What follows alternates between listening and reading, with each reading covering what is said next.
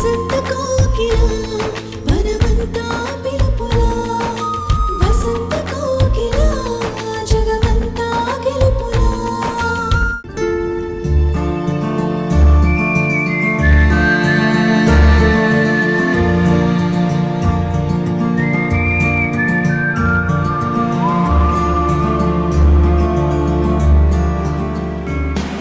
ఏంటో బాబ్జీని ఇంప్రెస్ చేయడానికి నేను చీర కట్టుకుంటే తను ఇంకా రావడం లేదేంటి?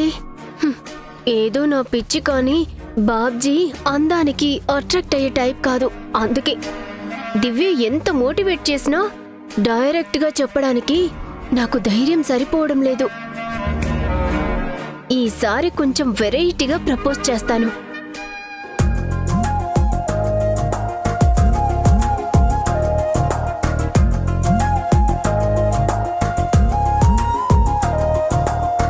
ఎప్పుడైనా నీ రూపం నువ్వు చూడాలంటే చెప్పమ్మా, అచ్చంగా ఇతగాడల్లే ఉంటుందమ్మా భూ ప్రేమ. అన్నింటా నీ తీరే, అడుగడుగు నీ జోరే, గుండెల్లో గోదారే పొంగే భావమా. వెంటాడే పరిచయమో, వేటాడే పరిమళమో, మౌనంతో మాట్లాడే మంత్రాల మారి మహిమో. అరెరే ఎంత ప్రేమో, అది ఏం పిచ్చితనమో, ప్రేరైతే వేరైనా ఆ రెండు ఒక్కటేమో.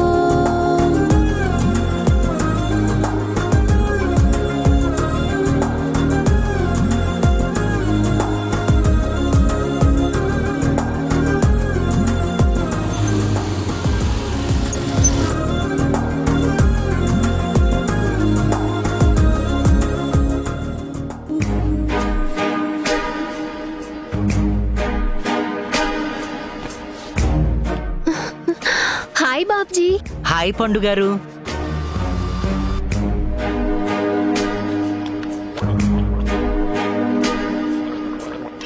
ఏంటి స్పెషల్?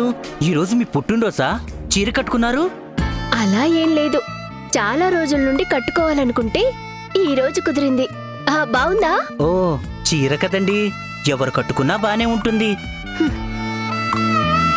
పొగుడుతాడనుకుంటే ఇలా మామూలుగా చప్పరించేశాడేంటి? కాలు ఎలా ఉంది పండు గారు? బాగానే ఉంది, కానీ నువ్వు నన్ను ఇలా అండి గిండి అనడం మానేసేయ్. మన మధ్య దూరానికి ఇది కూడా ఒక కారణం. ఆ? మన మధ్య దగ్గరవటానికి కూడా ఏ కారణం లేదు కదండి. ఉందో లేదో, నువ్వు మాత్రం ఇంకోసారి అండి మీరు అంటే మాత్రం అస్సలు బాగోదు. పండు అని పిలువు చాలు. సరే పండు, ఓకేనా పండు? ఓకే బాబ్జీ.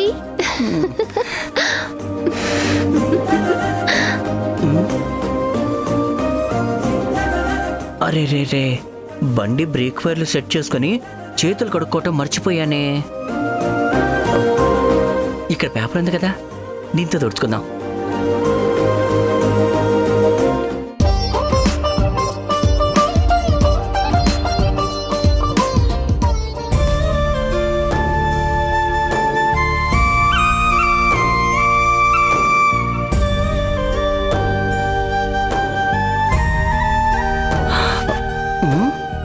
ఇదేంటి పువ్వులున్నాయేంటి ఇక్కడ?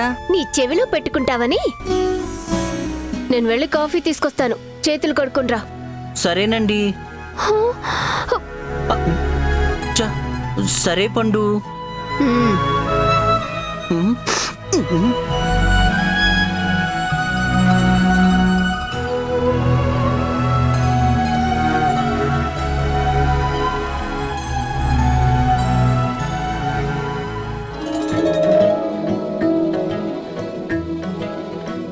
ఈసారి దీన్ని చూసైనా అర్థం చేసుకోరా మొగడా.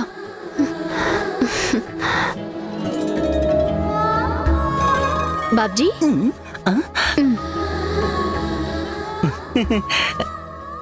అబ్బా, చాలా వేడిగా ఉంది.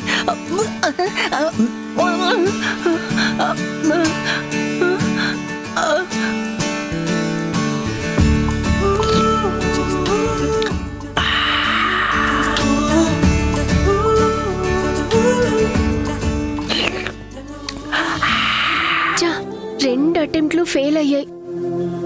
డైరెక్ట్గా ప్రపోజ్ చేయడం తప్ప వేరే దారి లేదు.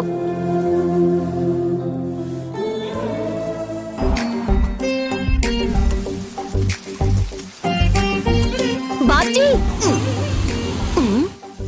ఎక్కడికి వెళ్తున్నావు? పండుగారు, ఇంటి నుండి మా అమ్మమ్మ మెసేజ్ చేసి అర్జెంటుగా రమ్మంది. నేను అందుకే వెళ్తున్నాను. బాయ్.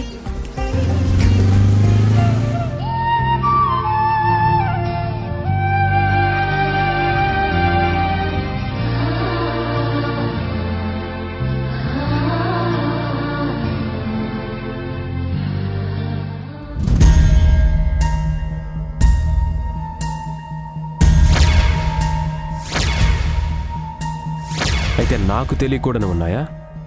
నేను వినకూడని ఉన్నాయా?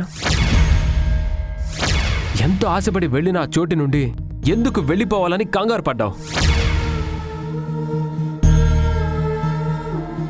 అమ్మా సంధ్య, సార్ రండి సార్, కూర్చోండి. సార్గా కాదమ్మా, బాబాయ్గా వచ్చాను. కూర్చోండి. నువ్వు కూడా కూర్చో. ఇంట్లో ఖాళీగా కూర్చునే బదులు ఆఫీసుకి రావచ్చు కదమ్మా. నువ్వు లేకపోయేసరికి ఇంపార్టెంట్ వర్క్ అంతా పెండింగ్లో పడిపోయింది. అంటే బాబాయ్, అది ఈరోజే ఊరు నుంచి వచ్చాను. ఊరా? ఏదో పర్సనల్ ప్రాబ్లం అని లీవ్ లెటర్ పంపించావు. అది ఊరు వెళ్ళడానికా? మ్మ్. ఎప్పుడు లీవ్ అవసరమైనా నాకు ఫోన్ చేసి చెప్పేదాను కదమ్మా. కొత్తగా ఈ లీవ్ లెటర్ ఎందుకు పంపావు? నీకు కాల్ చేస్తే నెంబర్ స్విచ్ ఆఫ్ అని వస్తుంది. ఫోన్ సిగ్నల్ కూడా దొరకనంత దూరం నువ్వెక్కడికి వెళ్ళావమ్మా? ఫ్రెండ్ పెళ్ళికి వైజాగ్ వెళ్ళాను బాబాయ్. వైజాగా? అవును బాబాయ్, ఈరోజు మార్నింగే వచ్చాను. ఆ ఊరు వెళ్ళిన తర్వాత బ్యాటరీ ప్రాబ్లం వచ్చి ఫోన్ స్విచ్ ఆఫ్ అయింది. ఆకాష్కి చెప్పమ్మా, మలేషియా నుండి వచ్చేటప్పుడు కొత్త ఫోన్ తీసుకొస్తాడు. కొత్తదెందుకు బాబాయ్, పాతది రిపేర్ చేయించుకున్నాను. ఇప్పుడు బాగానే ఉంది. ఇంకెంతకాలం పాతది వాడతావమ్మా? ఒకసారి పాతదైపోతే కొత్తది తీసుకుంటే బెటర్ కదా, లాంగ్ లైఫ్ ఉంటుంది. ఆకాష్ ఇండియాలో లేని టైంలో నువ్వు పర్సనల్ ప్రాబ్లం అని 3 రోజులు లీవ్ తీసుకుంటే ఏదైనా సీరియస్ ప్రాబ్లం అని తెలుసుకోవడానికి వచ్చానమ్మా. మీ అభిమానానికి చాలా థ్యాంక్స్ బాబాయ్. ఉమ్, అవును, నువ్వు వైజాగ్ వెళ్ళినట్టు ఆకాష్కి తెలుసా అమ్మా? ఆ, తెలుసు బాబాయ్, చెప్పాను. ఆయనకి చెప్పకుండా ఎలా ఉంటాను? ఆ, ఆ, కరెక్టే అమ్మా. వాడికి చెప్పకుండా నువ్వేం చేయవు కదా. మరి నీ బెస్ట్ ఫ్రెండ్ దివ్యకి ఎందుకు చెప్పలేదమ్మా? దివ్యకు కూడా నీ గురించి డీటెయిల్స్ తెలియపోయేసరికి నాకు డౌట్ వచ్చిందమ్మా. డౌట్ ఎందుకు బాబాయ్? అంటే మీ అమ్మా నాన్నల తర్వాత నీ బాగోగులు చూసుకోవాల్సింది నేనే కదమ్మా. ఆకాష్ ఊర్లో లేని టైంలో ఎప్పుడూ లీవ్ అడగను నువ్వు ఎవరికీ చెప్పకుండా మాయమయ్యేసరికి కంగారు పుట్టిందమ్మా. కనీసం దివ్యకి చెప్పినా లేదంటే నాకు ఫోన్ చేసినా ఏ టెన్షన్ ఉండేది కాదు కదమ్మా. ఫ్రెండ్ లాస్ట్ మినిట్లో ఫోన్ చేసి పెళ్ళికి రావాలని చాలా రిక్వెస్ట్ చేసింది బాబాయ్. ఫస్ట్ వెళ్ళకూడదు అనుకున్నాను, కానీ ఫ్రెండ్స్ అందరినీ చూసి చాలా రోజులైందనిపించి అప్పటికప్పుడు డెసిషన్ తీసుకుని వెళ్ళాను. ఓకే అమ్మా. ఆకాష్ ఎప్పుడు వస్తున్నాడు? ఈరోజే బాబాయ్. కాదు కాదు, రేపు వస్తున్నారు. నేను వచ్చినప్పుడు చాలా రిలాక్స్డ్గా ఉన్నావు, ఇప్పుడేమో కంగారు పడుతున్నావు. Is everything okay? ఓకే బాబాయ్, ఐఎమ్ పర్ఫెక్ట్లీ ఫైన్. రేపటి నుంచి ఆఫీస్కి వచ్చేస్తావు కదమ్మా? అవును బాబాయ్, వచ్చేస్తాను. చూడమ్మా, నెక్స్ట్ టైం నుంచి నీకు లీవ్ కావాలంటే నాకు డైరెక్ట్గా ఫోన్ చేసి చెప్పు. నేనెప్పుడూ నీకు నో చెప్పనని తెలుసు కదా. అంతేకాని చిన్నపిల్లల స్కూల్కి లీవ్ లెటర్లు పంపించినట్టు నువ్వు లీవ్ లెటర్లు పంపించొద్దు. అందులో కారణం సరిగ్గా తెలియక కంగారు పడాల్సి వస్తుంది. లేదులే బాబాయ్, ఈసారి ఏ ఉన్నా సరే మీకు ఫోన్ చేసి చెప్తాను. సరేనమ్మా, నేను వెళ్తాను. ఆకాష్ వచ్చిన తర్వాత ఒకసారి ఫోన్ చేయమని చెప్పు. అలాగే బాబాయ్, వస్తానమ్మా.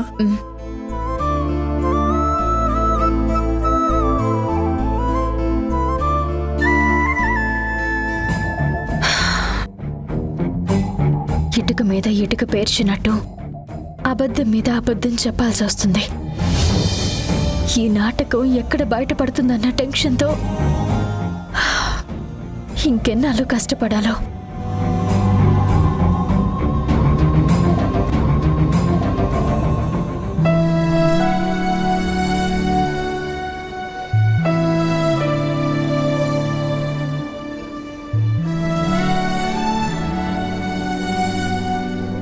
అనవసరంగా హాస్పిటల్కి వచ్చాంరా.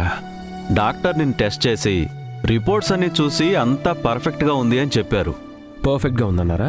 అవునరా, డాక్టర్ గారు ఏమన్నారో తెలుసా? అసలు మీ వాడికి ఏం ప్రాబ్లం లేదు, ఉద్యోగం చేయొచ్చు, ఎక్కడ కావాలంటే అక్కడికి వెళ్ళొచ్చు, ఏం కావాలంటే అది చేయొచ్చు, ఆడొచ్చు, పాడొచ్చు, ఎవ్రీథింగ్ ఈజ్ ఓకే అన్నారా. నా వెన్నెముక తప్ప.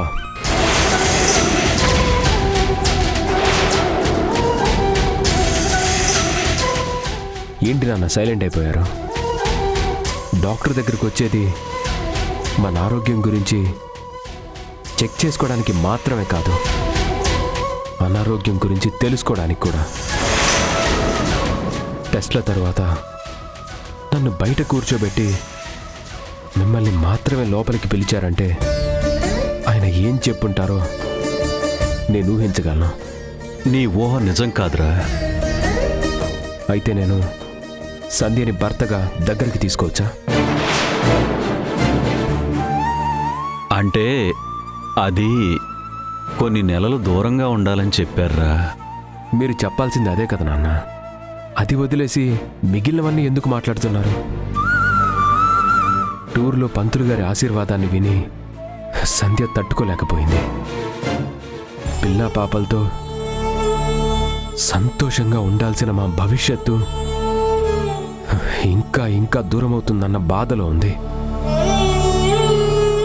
నా లోపం వల్ల సంధ్య డిస్టర్బ్ అయిందని బాధపడటం వల్లే కదా నన్ను హాస్పిటల్కి తీసుకొచ్చారు.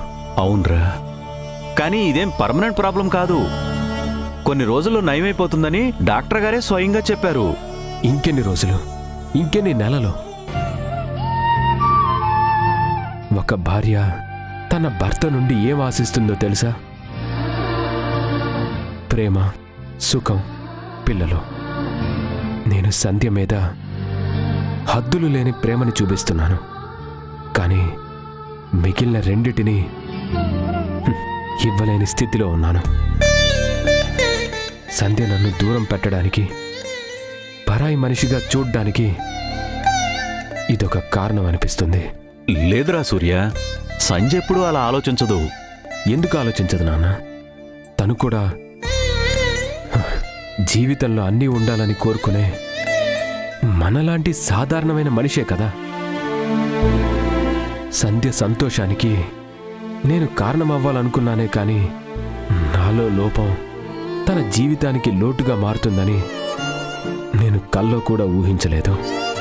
ఆ బాధ తన మనసులో ఉంది కాబట్టే 2 ఏళ్ల తర్వాత వచ్చినా కూడా తన మొహంలో ఆనందం, సంతోషం ఏమాత్రం కనిపించడం లేదు.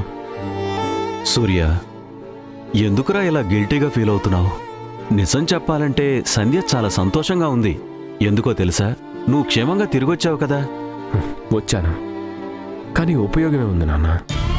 పెళ్ళైన ప్రతి ఆడది తల్లి కావాలని కోరుకుంటుంది, కానీ సంధ్య విషయంలో ఈ కోరికని తీర్చలేని పరిస్థితిలో ఉన్నాను. ఇదేదో శాశ్వత సమస్యలాగా ఎందుకురా అంత దూరం ఆలోచిస్తున్నావు?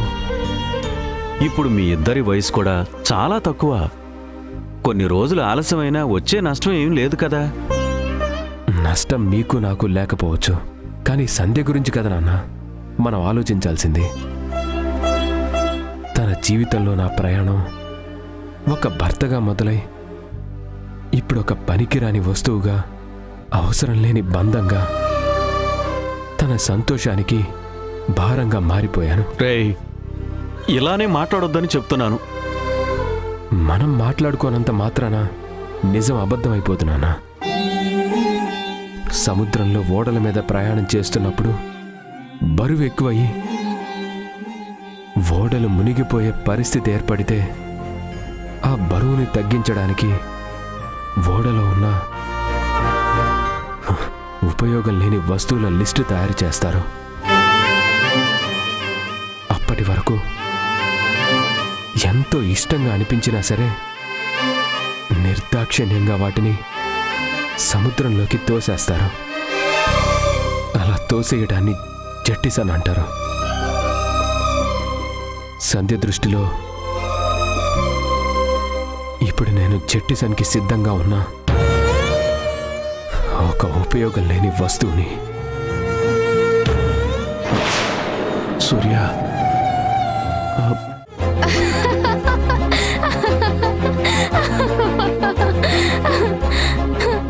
ఏంటి పండు ఇది? పేపర్ మీద పువ్వులతో కాఫీ కప్పులతో లవ్ ప్రపోజ్ చేస్తావా? నువ్వేదో డైరెక్ట్ గా ప్రపోజ్ చేస్తావు అనుకుంటే ఏంటిది సిల్లీగా? నవ్వింది చాలు. నీ ఐడియాలజీలు చూస్తుంటే నాకు నవ్వు ఆగడం లేదు. డైరెక్ట్ గా చెప్పు అని ఎన్నిసార్లు ధైర్యం చెప్పినా నువ్వేమో ఇంకా స్కూల్ పిల్లలా బిహేవ్ చేస్తున్నావు. ఏం చేయను? ఎవరు ఎంత చెప్పినా మైండ్లో ప్లాన్స్ వస్తున్నాయి తప్ప నోట్లో నుండి మాట బయటికి రావట్లేదు. ఓన్లీ ప్లాన్లైనా వర్కౌట్ అవుతాయి అనుకుంటే అవి కూడా ఫ్లాప్ అవుతున్నాయి. నువ్వు నీ వైపే ఆలోచిస్తున్నావు. అతని మనసులో ఏముందో తెలుసుకోవాలి కదా. ఆల్రెడీ పెళ్లి ప్రేమ ఇంట్రెస్ట్ లేదని చెప్పాడు. సో నువ్విలాంటి చీప్ ట్రిక్స్ ప్లే చేయకుండా డైరెక్ట్ గా ప్రపోజ్ చేయడమే బెస్ట్. అదే నా వల్ల కావడం లేదు. ఒకసారి నువ్వు నా పొజిషన్లో ఉండి ఆలోచిస్తే నీకే అర్థమవుతుంది నా సమస్య ఏంటో. హెల్ప్ చేయొద్దన్నానని నువ్వేమో నాతో కామెడీ చేయిస్తున్నావు. నా బాధ నీకు వెటకారంగానే ఉంటుందిలే. సరే సరే హట్టవుకులే. ఒక సలహా ఇస్తాను, అది ఫాలో అవ్వు. ఏంటి? నీ బాయ్ ఫ్రెండ్ కి ఇష్టమైనవేంటో నీకు తెలుసా? చికెన్ అంటే అతనికి చాలా ఇష్టం. రోజుకి ఎన్నిసార్లు పెట్టినా తింటాడు. అయితే చికెన్ లో ఎన్ని వెరైటీలుంటే అన్ని వెరైటీలు చెయ్యు. నువ్వు పడ్డ కష్టాన్ని మాటల్లో చూపించు. అతని ఇంప్రెస్ అయ్యేలాగా ప్రేమ చూపిస్తూ వడ్డించు. దాంతో పండు, నా కోసం నువ్వు ఇంత శ్రమ పడ్డావు, నేనంటే నీకు అంత ఇష్టమా అని అడుగుతాడు. అప్పుడు వెంటనే నువ్వు ఇష్టం కాదు, నువ్వంటే ప్రాణం అని చెప్పు. ఆ మాట నుండి మొదలుపెట్టి ఏదీ మర్చిపోకుండా మనసులో ఉన్న ఫీలింగ్స్ మొత్తం కక్కే. ఈ ప్లాన్ ఏదో బాగానే ఉంది, వర్కౌట్ చేస్తాను. వర్కౌట్ చేయడం కాదు, ఈసారైనా విజయం సాధించాలి. నెక్స్ట్ టైం మనం మాట్లాడుకునేటప్పుడు నువ్వు ప్రపోజ్ చేశానని మాత్రమే కాదు, పెళ్లి డేట్ ఫిక్స్ చేసుకున్నామని హ్యాపీగా చెప్పాలి. సరే దివ్య, ఈసారి చూడు నీ ఎక్స్పెక్టేషన్స్ ని రీచ్ అవుతాను. నేను కోరుకునేది కూడా అదే. All the best.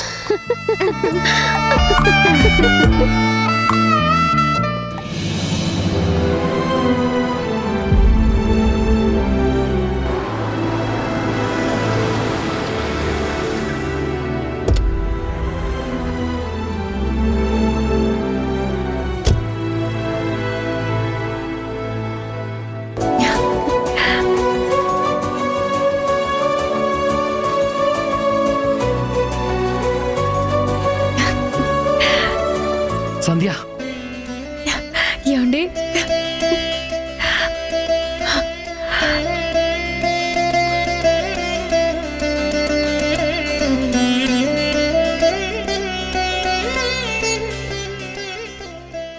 క్షణం ఒక యుగమని కవులు రాసింది చదివిన ప్రతిసారి నవ్వుకునేవాణ్ణి సంధ్య. కాని నిన్ను చూడకుండా వారం రోజులు గడిపిన తర్వాత ఆ మాటకు విలువేంటో పూర్తిగా అర్థమైంది. సరే కానీ ఇంతకీ మీరు వెళ్ళని పని ఏమైందండి? What are you asking Sandhya? వెళ్ళిందెవరు? The great Akash. వన్స్ మనం ఎంటర్ అయిన తర్వాత విజయమే తప్ప ఓటముండదు. ఈ టూర్ గ్రాండ్ సక్సెస్ అయింది. కంగ్రాచులేషన్స్ అండి. కంగ్రాట్స్ తర్వాత ముందు గిఫ్ట్స్ తీసుకో. ఏంటండి ఇవన్నీ నాకేనా? నువ్వు తప్ప నాకెవరున్నారు సంధ్య? అందుకే రోజుకొకటి చొప్పున గిఫ్ట్స్ సెలెక్ట్ చేసుకున్నాను. పద కూర్చో. రా రా రా.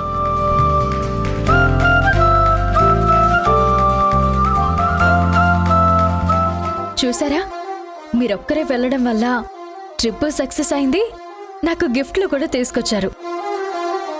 నువ్వు కూడా నాతో వచ్చుంటే ఈ సంతోషాన్ని ఇంకా గొప్పగా సెలబ్రేట్ చేసేవాడిని సంధ్య. ఇంతకీ నీ టూర్ ఎలా ఎంజాయ్ చేసావు? పెళ్లి బాగా జరిగిందా? ఫ్రెండ్స్ అందరూ వచ్చారా? అందరూ వచ్చారండి, చాలా బాగా ఎంజాయ్ చేశాం. వైజాగ్ బీచ్కి వెళ్ళారా? ఫొటోస్ తీసుకున్నారా? ఆ, చాలా ఫొటోస్ తీసుకున్నామండి. ఏవి చూపించు.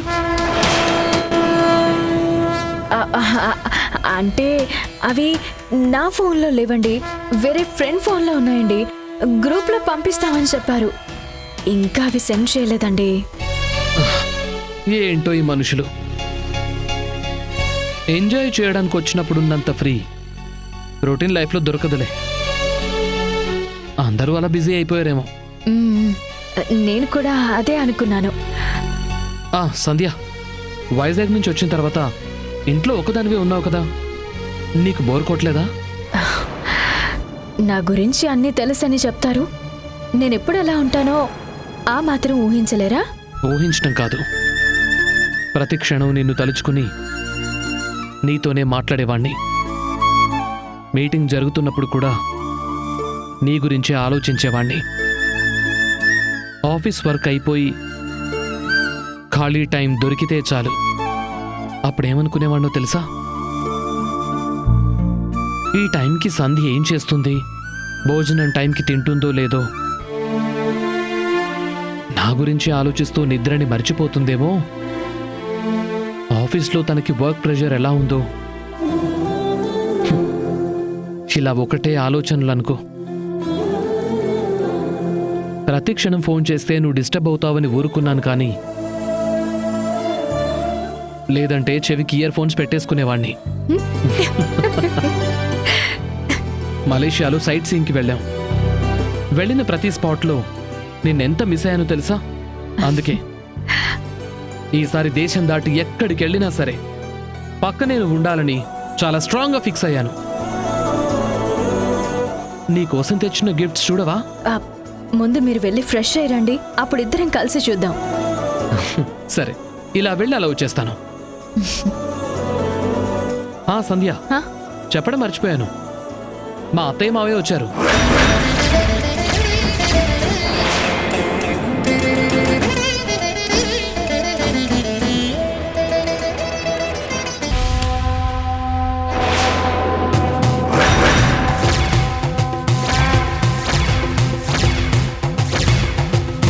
నేను మీ అత్తయ్య కలిసి మొన్న శ్రీశైలం వెళ్ళాం.